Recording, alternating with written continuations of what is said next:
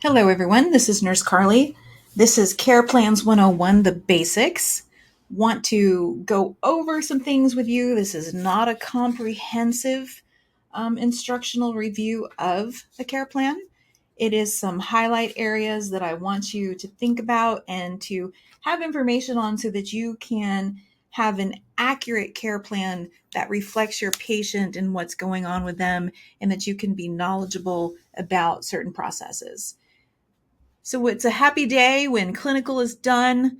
You're tired. You've done a lot of new cool things. You followed a patient. Boy, you've got labs. You've got meds. You've got diagnoses. You've got history. You've got everything going on. And you go home and you sit down and you pull out that care plan and you're like, gee, I have no idea where to start. I want to help you with that. So here's a form that I like to use. I like to use it to organize data and to be able to tie things together and to really think things through. So when you sit down and you think about your patient, let's say that our patient was a female and her diagnosis is pneumonia. Now, our diagnosis is why is our patient in the hospital today? It is not their diagnostic history. But why are we seeing them right now? What's their issue? That is our diagnosis. So our patient is a female with pneumonia. We've got some labs that were abnormal. So let's write those down. Our white blood cells were elevated. Our red blood cells, our hemoglobin, our hematocrit, they were all low. And our patient's oxygen is 85% on room air. Those are our abnormalities that we notice today. So how do those abnormalities tie to pneumonia? Why are they related? What's going on? What's happening? We start to think about that. So white blood cells, that makes sense because they have an infection, right? So their white blood cells are elevated because the system in their body is just fighting infection. So that makes a lot of sense. The O2 makes sense because of pneumonia. They're having difficulty breathing. They're not getting in as much air.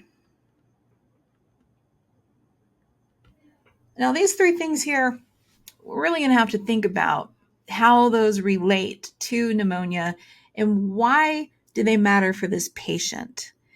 Now, when you do the lab portion of your care plan, I want to know why. My very first word was why. I didn't say mama, I didn't say dada, I said why. My mother said it drove her nuts, but I'm still very much a why person. And I know in nursing we teach you not to ask why, but you need to think why. We need to know why. What is our abnormal lab? This is how you should record it. What is the abnormal lab? What are the normal parameters? What should it be? And how does it relate to your patient's issue? How can you tie all of that together to where it gives you a picture of what's happening with the patient in a way that makes sense? So our labs that we didn't know why they were off were our red blood cells, our hemoglobin, and our hematocrit. Okay. To understand all of this, I want to start with the hemoglobin.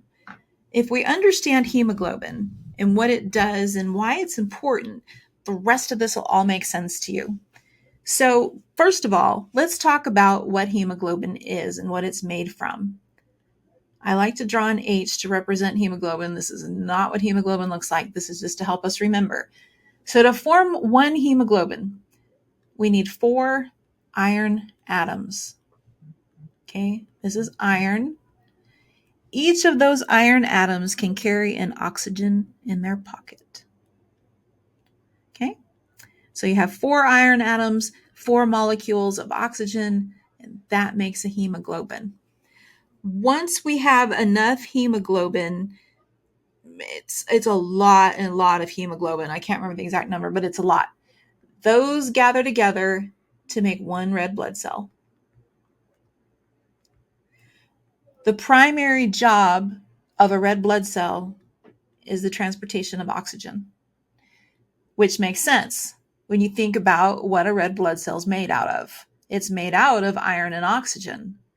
So if we have a reduction in hemoglobin, we're also going to have a reduction in oxygen.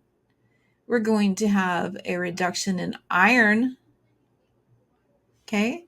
Because that is what hemoglobin and red blood cells go together. So obviously our red blood cells are going to be down because we don't have enough hemoglobin to build them.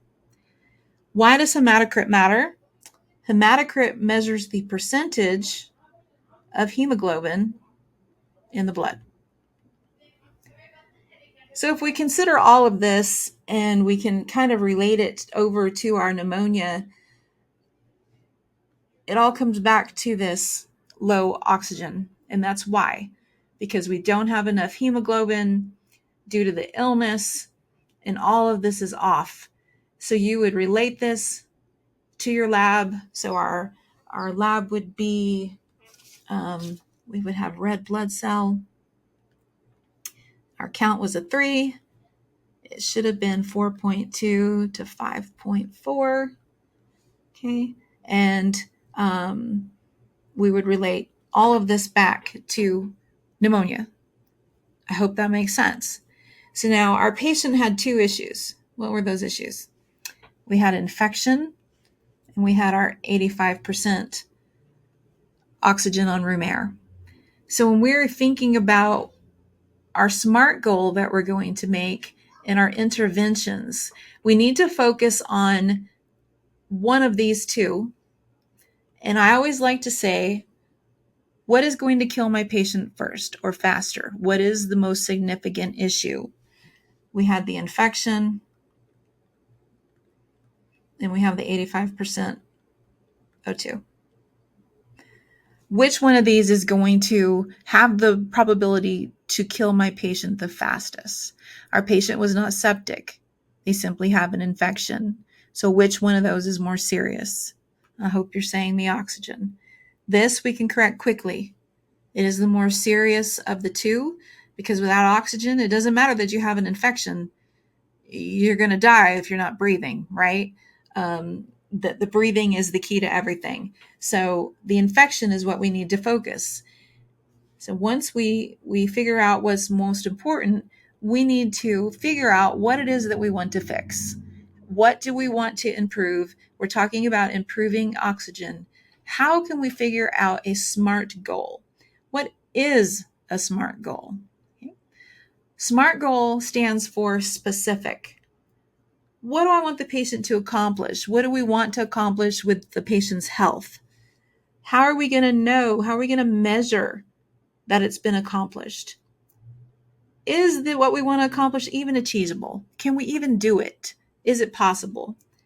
Is it relevant? Does it apply to the situation? Is it worth doing? In the time frame, when can we accomplish this? By what? When can we accomplish it? I like to use formulas. I think they make life so much easier. So I want your SMART goal to be worded like this. Your patient will what? What is it that we want to improve? Your patient will what? As evidenced by, how in the world do we know it improved? How are we going to show that it improved?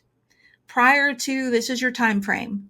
What's our desired time frame to have this improvement made?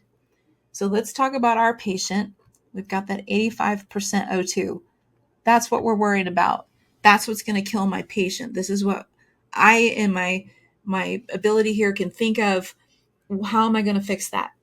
So I'm going to say patient will show improvement in O2 saturation, because that's what we're talking about, right? As evidenced by increased pulse ox reading from 85% to 95%. Now, why wouldn't I take that to 100? Let's think about it for a second. We wouldn't take it to 100 because over here we talked about achievable. And is it achievable? Is it realistic? Does it apply to the situation? If we have somebody who's currently at 85% and we're trying to raise their oxygen level relatively quickly, 100, it's a little bit of a stretch. We can aim for 95, and that's more realistic because we want to do this, I'm going to say within 30 minutes. We want to do this within 30 minutes. So we want to go from 85 to 95 saturation in 30 minutes. This improvement meets this, and our time frame, that's measurable. It makes sense. It applies to the situation. Now let's say in 30 minutes that our patient is here, they're at 95. We can rewrite our goal, and now we want to go from 95% to 100 in the next 30 minutes. This whole process is a circle.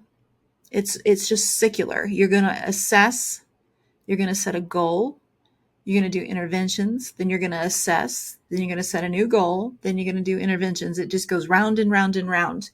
But this is how your stuff needs to be worded. And if you will word it this way and think of it this way, it will really help this be narrowed down for you.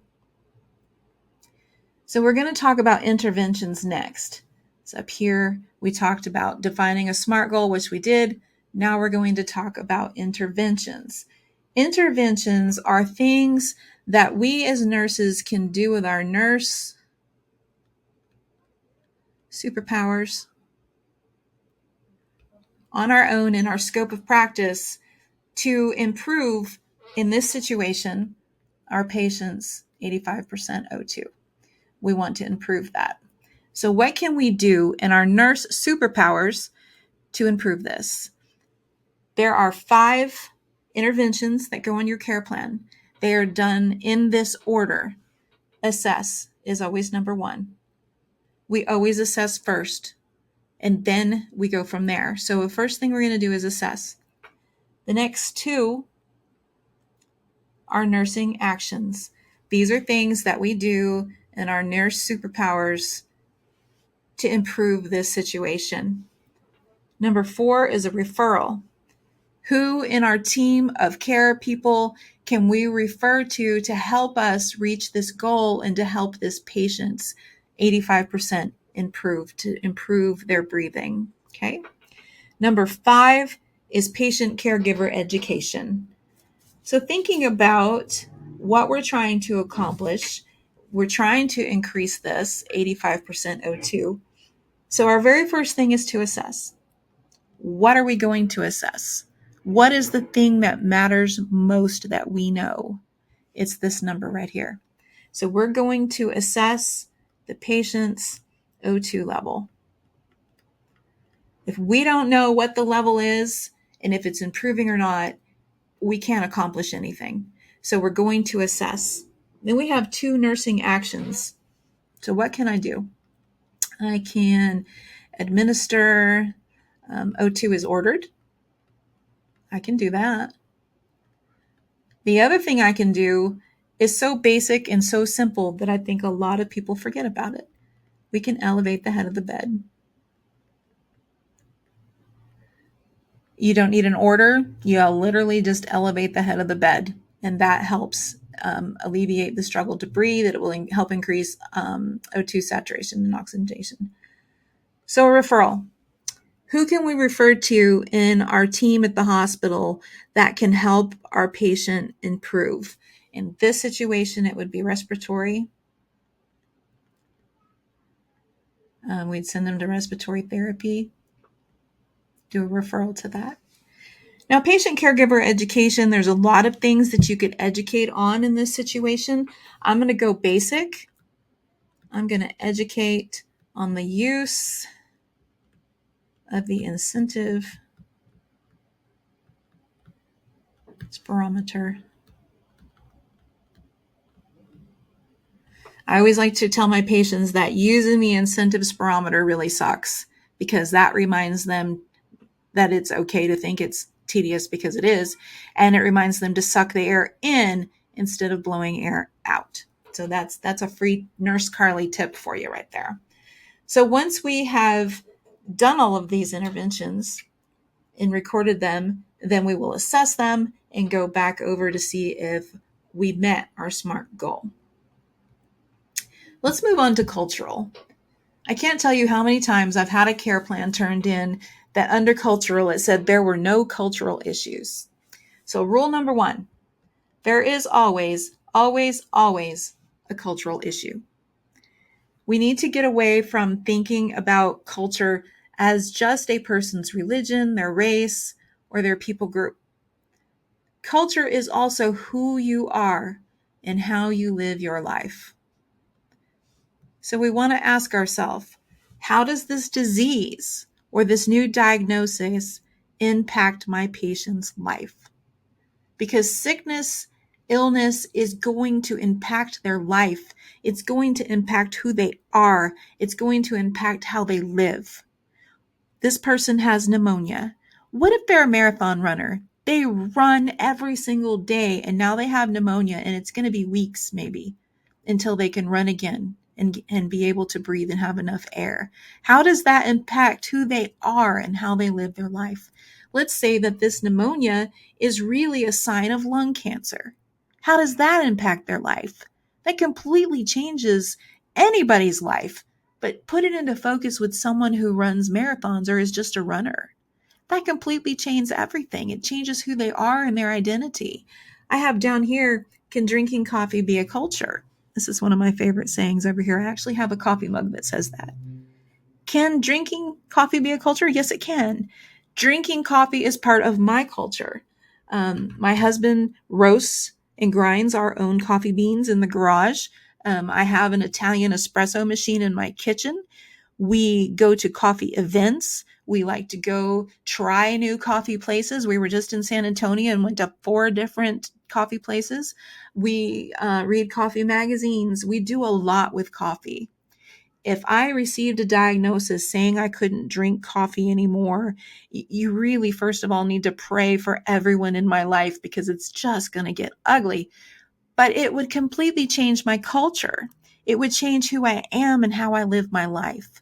I couldn't go do any of the things that I like to do because I can't drink coffee anymore. So why am I going to go? Think about how that impacts my husband. Now he either has to go do all of that alone or just quit doing it too. So it impacts the patient. It impacts the family.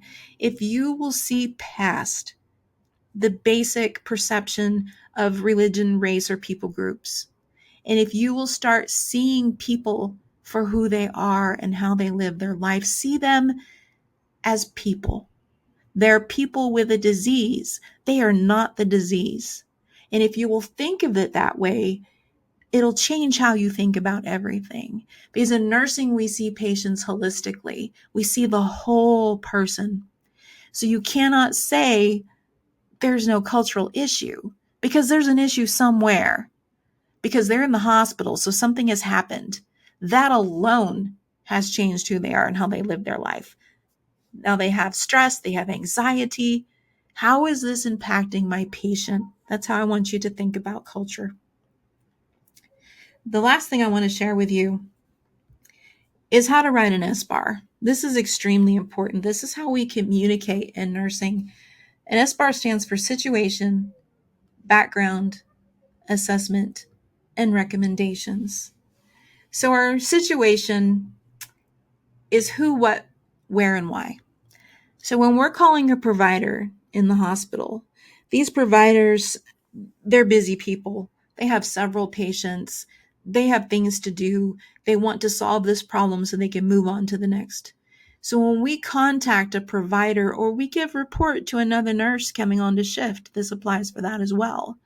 We need to have details ready that matter so that we can communicate what needs to be done in an efficient manner. So in this situation, you would call the provider and say, "Hello, Dr. Smith. This is Nurse Carley. I'm a student nurse caring for your patient, John Brown. John Brown is 68 years old. He was admitted on January 20th for shortness of breath. I am calling because I'm concerned that his O2 saturation has dropped to 85%. What is the background that I'm going to tell this provider? What is the patient's clinical history? Mr. Brown has a penicillin allergy. His code status is full code. He has a history of smoking and obesity. I would tell the provider his current meds that apply to our situation. I'm not going to tell him that he takes a multivitamin. I want to make this important to the situation, to what the information this provider needs to know. I also want to tell the provider if the patient has an IV, a PEG tube, O2, or anything else important that he needs to know. Assessment. What have you found that's causing you to call this provider? What are your concerns? Is it meds? Why? Why are there meds? Are there significant changes? Are there differences in labs, level of consciousness? State your concerns here. Then tell the provider what you've done so far. Have you held meds? Why have you held meds? Have you placed oxygen? Have you provided one-on-one observation? What interventions have you done before calling the provider?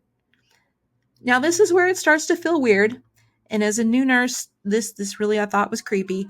But recommendations, at least 2 things that you can suggest be done to fix the situation. Now, you're not going to call a provider and say, hey, listen here, bud, I want you to do this, this, and this, like right now. You're going to have a bad time if you do that. But the providers are looking for your input as the nurse. You are the eyes and ears. You are the presence with that patient. That provider might spend 3 minutes a day with that patient, and you are with them for 12 hours. So you recommend to this provider, hey, what I think needs to be done is we increase Mr. Brown's oxygen level from 2 to 6. Maybe we expand his treatment with respiratory care, that kind of thing. Maybe I need him to come see the patient. Can I hold or change this med? You'll see that a lot with pain meds. Are there any new orders? So when that provider gives you a new order, number 1, you write it on a piece of paper. Don't keep it in your head because you'll forget it. Write it on a piece of paper and then read back word for word those providers' orders. And you say, what I'm understanding you to say is, and then you read it back word for word. If you cannot understand what a provider says to you, that's okay. Say, I'm sorry, I cannot understand you. I'm having a hard time hearing you. Could you please repeat that for me? I can't tell you how many times during COVID that happened, that I needed to ask for repetition to make sure I got an order correct. Once you've established what that order is, you're going to say, thank you. Is there anything else you would like me to do? If you use this manner of communication, I would write all this out. Put this form in your clipboard that you take to clinical. Write out what you want to say. Have the important information on there so that you can read it off the paper, because you might be anxious. You might be terrified that you're having to call this provider. But if you do communicate like this, your life will be so much better. That provider will be happy. He will have everything he needs or she needs, and you will be so far ahead of the game and getting done what you need for your patient. These are the things I wanted to share with you today. If you have questions, you need further explanation, ask one of your instructors, and good luck on those clinicals, and we'll see you in class.